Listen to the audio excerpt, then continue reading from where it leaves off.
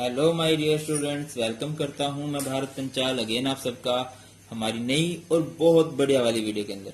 आज हम लोग देखने वाले हैं hybridization, chemical bonding and molecular structure का टॉपिक है हाइब्रिडाइजेशन और बहुत बहुत ज्यादा इंपॉर्टेंट है। चाहे आप ऑर्गेनिक केमिस्ट्री की बात कर लो, चाहे आप इनऑर्गेनिक केमिस्ट्री की बात कर लो, स्कूल में आएगा, बोर्ड में आएगा एंड कॉम्पिटेटिव एग्जाम में भी इससे रिलेटेड क्वेश्चन आएगा ही आएगा। तो हाइब्रिडाइजेशन पहले मैं आपको थोड़ा कंसेप्ट बताऊंगा इसका एंड फिर मैं आपको इसकी ट्रिक बताऊंगा कि कैसे आप किसी भी मॉलिक्यूल के लिए, किसी भी कंपाउंड के लिए हाइब्रिडाइजेशन बहुत आसानी से निकाल सकते हैं। बहुत बढ़िया रहने वाली है आज की वीडियो। तो इसमें तो मैं ज्यादा आपको समझाऊंगा ही, ट्रिक कराऊंगा। और अगर आप चाहते हो इस पूरे टॉपिक के नोट्स आपको चाहिए, बहुत अच्छी सी वीडियो चाहिए, एड फ्री वीडियो चाहिए, और ये पूरा chapter chemical bonding and molecular structure मैंने अनअकैडमी पर अपलोड कर दिया है, लिंक मैं डिस्क्रिप्शन में डाल दूंगा, वहां से आप देख लेना। सब कुछ फ्री ऑफ कॉस्ट है वो भी। स्टार्ट करें हाइब्रिडाइजेशन। सुना होगा आप लोगों ने हाइब्रिडाइजेशन वर्ड। हाइब्रिडाइजेशन कहते किसे हैं? हाइब्रिडाइजेशन मतलब मिला देना, हिंदी में से बोलते हैं संकरण, अलग अलग चीजों को मिला देना। ठीक है, जैसे मैं क्या करूंगा, पानी में चीनी मिला दूंगा, नमक मिला दूंगा, नींबू मिला दूंगा, तो उनका एक मिक्सचर हो जाएगा और उस मिक्सचर में ना सभी प्रॉपर्टीज आ जाएंगी। ठीक है, इसी को हम लोग क्या कहते हैं? हाइब्रिडाइजेशन। क्या कहते हैं, डिफाइन किस तरह से करेंगे? Intermixing of atomic orbitals with slightly, सबसे इंपॉर्टेंट वर्ड है स्लाइटली, स्लाइटली डिफरेंट एनर्जी। ठीक है, आपने अलग अलग एटॉमिक ऑर्बिटल्स को मिक्स करना है जिनकी एनर्जी स्लाइटली क्या हो? डिफरेंट हो। तो क्या होगा? सो दैट रीडिस्ट्रीब्यूशन, या कह लीजिए न्यू ऑर्बिटल्स आर फॉर्म्ड, कि कुछ नए ऑर्बिटल्स बनेंगे with equal energy and a new shape, equal energy। आपने अलग अलग ऑर्बिटल्स को मिलाया, उन सब की एनर्जी अलग अलग थी, बट जब वो मिक्स होके आए तो उन सब की एनर्जी एक जैसी हो चुकी थी। मैं आपको एक एग्जांपल दूं, 3 गिलास हैं, एक गिलास पानी का है, एक गिलास चीनी का है, एक गिलास नमक का, भरे हुए हैं वो गिलास। अब मैं उनको मिक्स कर देता हूं, ठीक है, एक बड़े से कंटेनर में उनको मिक्स कर दिया एंड फिर जो मैं बनाऊंगा क्या होगा? 3 नए गिलास बने हैं, बट अब वो तीनों एक जैसे हो चुके हैं। इसी तरह से ऑर्बिटल्स की हाइब्रिडाइजेशन होती है। जब उनको आप मिलाओगे कुछ नए ऑर्बिटल बनेंगे एंड वो बिल्कुल एक जैसे होंगे। उन ऑर्बिटल्स को बोला जाता है हाइब्रिड ऑर्बिटल। जैसे मैं आपको एक एग्जांपल दूं। अच्छा, हाइब्रिड ऑर्बिटल को ना ऐसे दिखाया जाता है, एक बड़े वाली लोब होती है, एक छोटे वाली लोब होती है। आप जितने ऑर्बिटल मिलाते हो उतने ऑर्बिटल ही बनते हैं। हाइब्रिडाइजेशन आप एक्चुअल में आपको बताती क्या है? हाइब्रिडाइजेशन आप लोगों को बताती है किसी भी मॉलिक्यूल की ज्योमेट्री क्या होगी। ज्योमेट्री इज लाइक स्केलेटन, जैसे ढांचा होता है ना अपना, उस तरह से ये किसी मॉलिक्यूल को अच्छे से अरेंज कर देती है। जितने ऑर्बिटल्स आप मिलाओगे उतने ऑर्बिटल्स बनेंगे, ये बात मैं आपको कह चुका हूं। जैसे मैं बात करूं sp हाइब्रिडाइजेशन, sp हाइब्रिडाइजेशन का मतलब क्या है कि आपने एक s का ऑर्बिटल लिया, एक p का ऑर्बिटल लिया। ठीक है, ये s का है, ये p का है, ये चीज आपको याद रखनी है। तो इनसे मिलके नया ऑर्बिटल बनेगा, और वो कुछ इस तरह से होगा। मैंने बोला ना, अब 2 ऑर्बिटल बने हैं, ये एक ऑर्बिटल हो गया और ये दूसरा ऑर्बिटल हो गया। ठीक है, इसको कहेंगे sp hybrid orbital, sp hybrid orbital. यहां पे जो बॉन्ड एंगल है, बॉन्ड एंगल भी बहुत जरूरी है, वो होता है 180 डिग्री। अगर मैं आपको बोलता हूं कि sp2 हाइब्रिडाइजेशन, sp2, इसका मतलब क्या? sp2 का मतलब क्या है? एक s होगा और 2 p होंगे। या आप ऐसे समझो कि एक s का ऑर्बिटल मिक्स करोगे 2 p के, तो हाइब्रिडाइजेशन क्या बनेगी? sp2। एंड ये कुछ इस तरह से बनेगी, कुछ इस तरह से, कुछ इस तरह से आप इसको बना सकते हो। ठीक है, बहुत अच्छे से एग्जांपल भी समझेंगे, बहुत बढ़िया ट्रिक भी देखेंगे, बहुत बढ़िया, इतनी बढ़िया ट्रिक कि कभी कोई क्वेश्चन गलत ही नहीं होगा। यहाँ पे जो बॉन्ड एंगल रहता है वो बनता है 120 डिग्री, और इनको क्या बोलते हैं? sp2 hybridised orbital.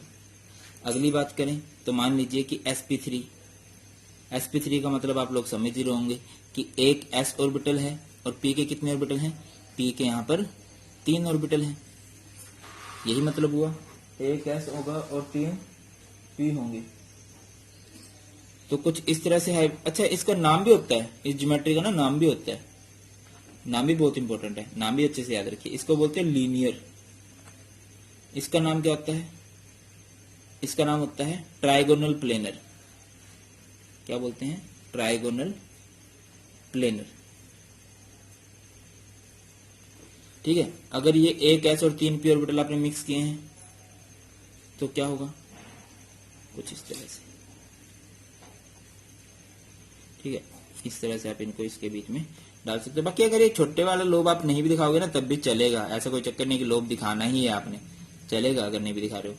यहाँ पे जो बॉन्ड एंगल रहता है वो रहता है 109 डिग्री 28 मिनट, या 109.5 डिग्री भी आप बोल सकते हो।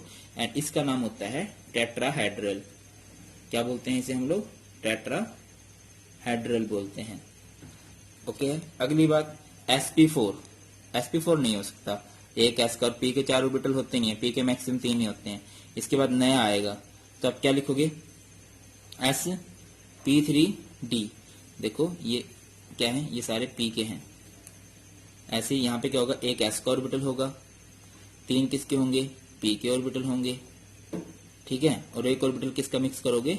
डी का मिक्स करोगे। एंड इनकी जो मिक्सिंग होगी तो कुछ इस तरह से आपके हाइब्रिडाइजेशन बन के आएगी। कुछ इस तरह से आपकी हाइब्रिडाइजेशन बन के आ जाएगी। मैं कह रहा हूँ ये छोटे वाला लोब आप ना भी खाओ तब भी चलने वाला, कोई दिक्कत नहीं है, बाकी आपकी मर्जी है। तो यहाँ पे बॉन्ड एंगल की बात करें तो वो होगा trigonal bipyramidal. Trigonal bye pyramidal.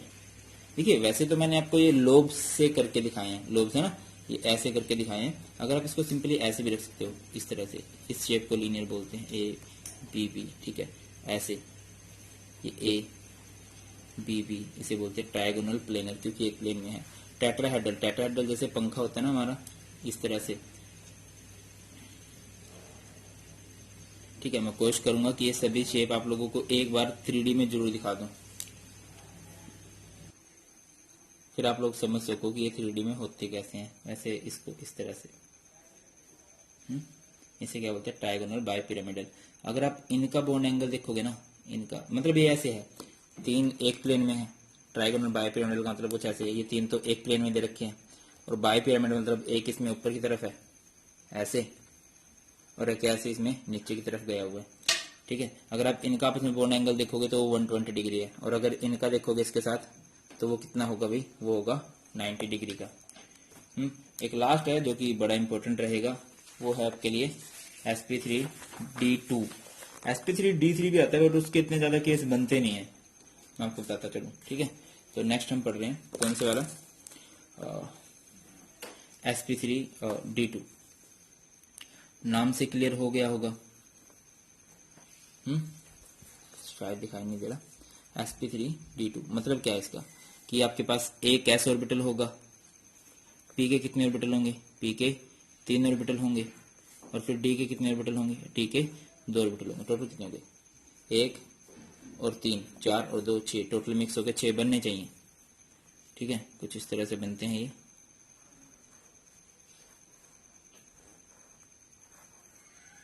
कुछ इस तरह से भी दिखा सकते हो।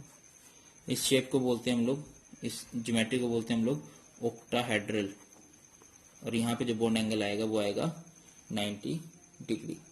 अच्छा, एक बात मैं आपको बताता चलूँ नॉलेज के लिए कि हाइब्रिडाइजेशन जो है ना वो सिग्मा बॉन्ड के लिए होती है, पाई बॉन्ड के लिए इसका कोई भी मतलब नहीं है। ठीक है, बिल्कुल कुछ भी सिग्निफिकेंस नहीं है कि क्या है पाई बॉन्ड। पाई बॉन्ड के लिए हाइब्रिडाइजेशन नहीं होती। अब आते हैं, तो अभी बढ़ते हैं बिल्कुल बेस्ट वाली ट्रिक हाइब्रिडाइजेशन के लिए, बिल्कुल बेस्ट वाली ट्रिक। ठीक है, मजा आ जाएगा आपको इस ट्रिक को देखने के बाद, गारंटेड मैं आपको बोल रहा हूँ। बट इसके लिए आपको 2 या 3 मिनट अगले फोकस करना है कि मैं कहना क्या चाह रहा हूँ। ठीक है, इसके लिए आपको निकालना पड़ता है steric number. Steric number is denoted by Z. होता क्या है स्टीरिक नंबर में? Number of lone pair plus number of bond pair. Lone pair और बॉन्ड पेयर सबको मिला के ही हाइब्रिडाइजेशन बनती है। ठीक है, अब जेड की वैल्यू आपकी 2 आ सकती है, 3 आ सकती है, 4 आ सकती है, 5 आ सकती है, 6 आ सकती है, 7 को तो चलो छोड़ो। 2 की बात करें, 2 का मतलब आपने 2 ऑर्बिटल भरने हैं, तो कैसे भरोगे 2 ऑर्बिटल? पहला ऑर्बिटल किसका होगा? एक एस का, इसके बाद पी का, तो यहां से हाइब्रिडाइजेशन क्या बन जाएगी? एसपी। फोकस कीजिए थोड़ी देर। अगर दूसरी बात है कि 3 ऑर्बिटल भरने हैं, पहला एस का होगा, फिर 2 पी के होंगे, तो इसे क्या बोलेंगे? sp2 hybridisation. फिर 4 भरने हैं, 4 ऑर्बिटल बना दो, पहला किसका होगा? एस का, अगले 3 किसके होंगे? ओ सॉरी, पी के बनेंगे, ये एक ही बनेगा, तो ये क्या हो गया? sp3 हो गया। अब 4 बनाने हैं, सॉरी 5 बनाने हैं, तो पहला एस का हो जाएगा, अगले 4 किसके होंगे? 3 पी के होंगे, क्योंकि पी के तो 3 ही ऑर्बिटल होते हैं। फिर डी, तो इसे बोलेंगे sp3d। अगर 6 बनाने हैं, तो पहला ऑर्बिटल एस के लिए, फिर अगले 3 पी के नाम, और फिर अगले 2 डी के नाम, तो इसे क्या बोलेंगे? sp3d2। अगर मैं आपको बोलूं कि ज्योमेट्री क्या होती है, sp के लिए कौन सी होती है भाई? sp के लिए होती है आपकी लीनियर। sp2 के लिए क्या होती है? करके आए थे, ट्राइगोनल प्लेनर। sp3 के लिए क्या होती है? टेट्राहेड्रल। sp3d के लिए क्या होती है? Trigonal bipyramidal. Trigonal bipyramidal. अगर 6 के लिए बात करें तो उसे क्या बोलेंगे? ऑक्टाहेड्रल। अब ये स्टीरिक नंबर कैसे निकलेगा? आपको देखिए, आपको ये पता होना चाहिए कि आप जो मॉलिक्यूल बना रहे हो उसमें वैलेंस एटम कौन सी है और टोटल उसके पास इलेक्ट्रॉन कितने होते हैं। देखिए, ये जो हाइब्रिडाइजेशन वाला फंडा है, कोवेलेंट बॉन्ड के लिए होता है, और कोवेलेंट बॉन्ड sp वाले ही अच्छे से बनाते हैं ज्यादातर। तो आप क्या देखोगे कि वो किस ग्रुप का है? ग्रुप 1 का है तो उसके पास वैलेंस शेल में 1 इलेक्ट्रॉन होती है। ग्रुप 2 का है तो उसके पास वैलेंस शेल में 2 इलेक्ट्रॉन होते हैं। 13 का है तो उसके पास वैलेंस शेल में 3 इलेक्ट्रॉन्स होते हैं। 14 का है तो उसके पास वैलेंस शेल में 4 इलेक्ट्रॉन होते हैं। 15 का है तो उसके पास वैलेंस शेल में 5 इलेक्ट्रॉन होते हैं। 16 का है तो उसके पास वैलेंस शेल में 6 इलेक्ट्रॉन होते हैं। 17 का है वो एलिमेंट तो उसकी वैलेंस शेल में 7 इलेक्ट्रॉन होंगे, और ग्रुप 18 का है तो उसकी वैलेंस शेल में 8 इलेक्ट्रॉन होंगे। एक एक्सेप्शन है, वो है हीलियम। एंड इन सभी को याद करने की ट्रिक मैंने आपको करवाई रखी है कि कैसे आप पीरियोडिक टेबल को बहुत आसानी से याद कर सकते हो। ठीक है, वो भी मैं लिंक डाल दूंगा डिस्क्रिप्शन में। बिल्कुल हर एक एलिमेंट का आपको पता चल जाएगा कि वो कौन से ग्रुप से बिलोंग रखता है। तो करते स्टार्ट। मैंने आपको बता दिया जेड क्या होता है, bond pair plus lone pair. पहले एग्जांपल से स्टार्ट करते हैं, बिल्कुल आसान से एग्जांपल से स्टार्ट करते हैं। हमारे पास एग्जांपल है BeCl2। तो देखिए, जैसे आपने सबसे पहले एग्जांपल करना है BeCl2, तो इसमें सबसे पहले आप पता लगाओगे कि सेंट्रल एटम कौन सा है। सेंट्रल एटम जो अकेला होता है, तो यहाँ पे Be अकेला है, तो ये सेंट्रल एटम है। इसके पास वैलेंस शेल में कितने इलेक्ट्रॉन होते हैं आपको पता है? इसके पास 2 होते हैं वैलेंस शेल में इलेक्ट्रॉन। अब आप देखो कि Cl कितने हैं। अच्छा, यहां से आपको पता लगेगा बॉन्ड पेयर कितने हैं। ठीक है, बॉन्ड पेयर आप देखो इसके साथ कितने बंदे जुड़े हुए हैं, कितने एटम जुड़े हैं। यहाँ पे 2 जुड़े हुए हैं, तो इसके पास बॉन्ड पेयर कितने होंगे? 2। लोन पेयर कितने होंगे? 2 इलेक्ट्रॉन थे, दोनों ने बॉन्ड बना लिए, तो लोन पेयर क्या होंगे? 0। तो यहां से स्टीरिक नंबर क्या आया? जेड कितना आ गया आपका? 2। तो हाइब्रिडाइजेशन क्या बनेगी? sp, और ज्योमेट्री क्या बनेगी? लीनियर। मुश्किल है क्या? मुश्किल है? बोलो, नहीं आया समझ? चलो एक एग्जांपल और देख लेते हैं। दिक्कत क्या? अरे भाई जितने मर्जी एग्जांपल देख लेना आप, मजा आ जाएगा। आप ये कहोगे मजा आ गया सर। Bf3 की बात करते हैं। यहाँ पे सेंट्रल एटम क्या है? अभी बताया, जो अकेला होता है वो सेंट्रल एटम होता है। तो बोरोन है, बोरोन 13th ग्रुप का है। 13th ग्रुप के वैलेंस शेल में कितने इलेक्ट्रॉन होते हैं? 3 होते हैं। तो मैं आपसे पूछूं बॉन्ड पेयर कितने हैं? बॉन्ड पेयर का आप कैसे पता लगाओगे? जितने जुड़े हुए हैं इसके साथ, बोरोन के साथ 3 फ्लोरीन जुड़े हुए हैं, तो बॉन्ड पेयर कितने हो गए? 3। लोन पेयर कितने हो गए? 3 इलेक्ट्रॉन थे, तीनों ने बॉन्ड बना लिए। लोन पेयर कितने हो गए? 0। लोन पेयर कितने हो गए? 0। तो यहां से स्टेरिक नंबर क्या आएगा? जेड इक्वल्स टू कितना आ जाएगा? 3। 3 + 0 3 ना। अब देखो 3 के लिए हाइब्रिडेशन क्या आएगी? sp2 आएगी, और sp2 आएगी तो इसको क्या बोलते हैं हम लोग? Trigonal pyramidal, sorry planar. Clear हो रही है बात? नहीं हो रही है? अगला एग्जांपल देखें। अगला एग्जांपल देख लो भैया आप। जैसे कि हम कर रहे हैं NH3 को, थोड़ा सा अलग एग्जांपल है, फोकस कीजिए। NH3 की बात कर रहे हैं। यहाँ पे सेंट्रल एटम कौन है? सेंट्रल एटम आपको दिखाई दे रहा है नाइट्रोजन है, और नाइट्रोजन 15th ग्रुप का होता है। उसके पास वैलेंस शेल में कितने इलेक्ट्रॉन होते हैं? 5 इलेक्ट्रॉन होते हैं। मैं आपसे पूछूं कि इसमें बॉन्ड पेयर कितने होंगे, इसके साथ कितने एटम जुड़े हुए हैं? 3। जितने एटम जुड़े होते हैं ना वो इसके बॉन्ड पेयर होते हैं, इस बात पे फोकस करना। तो 3 हाइड्रोजन जुड़े हुए हैं तो 3 है, और हाइड्रोजन सिंगल बॉन्ड ही बनाता है। तो 5 इलेक्ट्रॉन थे, 5 में से 3 के बन गए बॉन्ड, तो कितने इलेक्ट्रॉन बचे? 2, और 2 इलेक्ट्रॉन यानी एक लोन पेयर। 2 इलेक्ट्रॉन यानी एक लोन पेयर। 3 और 1 4 हो गए। स्टेरिक नंबर क्या आ गया? 4। अब 4 के लिए यानी स्टेरिक नंबर अगर 4 है तो हाइब्रिडाइजेशन क्या होगी? sp3 होगी। और ज्योमेट्री क्या हो जाएगी? यहां से ज्योमेट्री आपकी हो जाएगी टेट्राहेड्रल। बताना मुश्किल था क्या ये? और कुछ करें? चलो थोड़ा सा लीक से हटके चलते हैं, थोड़े से मुश्किल क्वेश्चन भी ट्राई कर लेते हैं।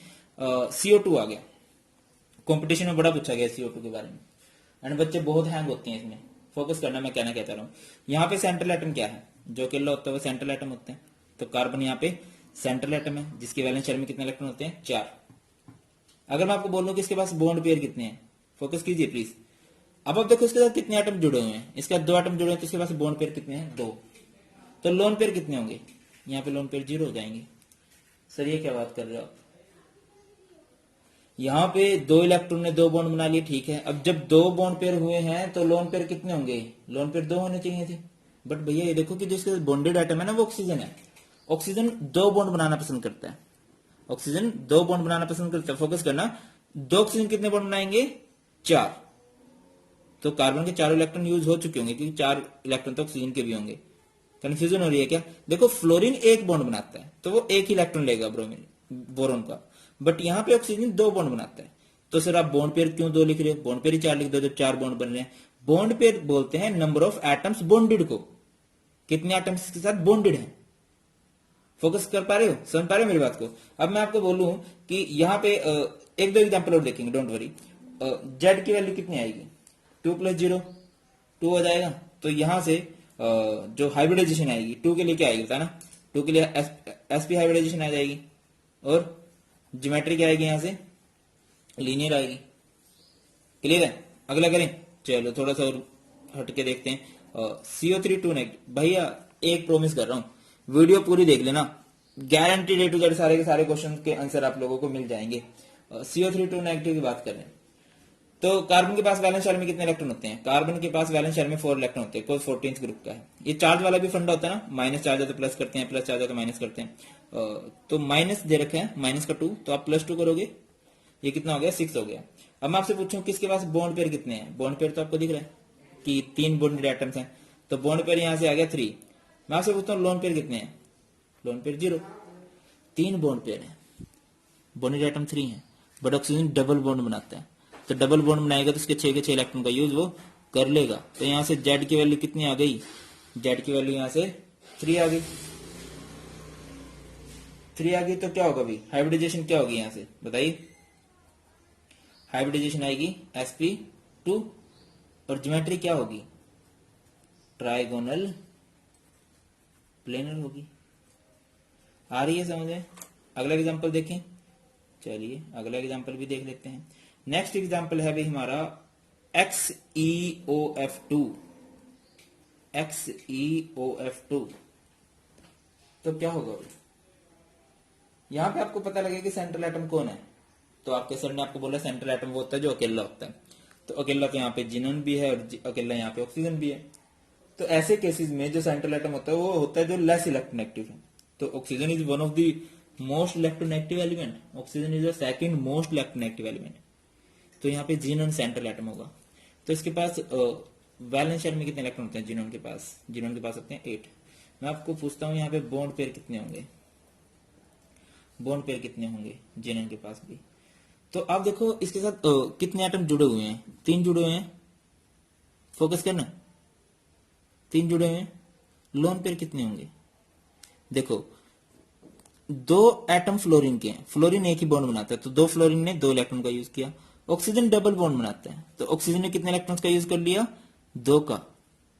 बॉन्डेड एटम वो एक ही गिना जाएगा, बट उसने यूज कितने इलेक्ट्रॉन यूज कर लिए?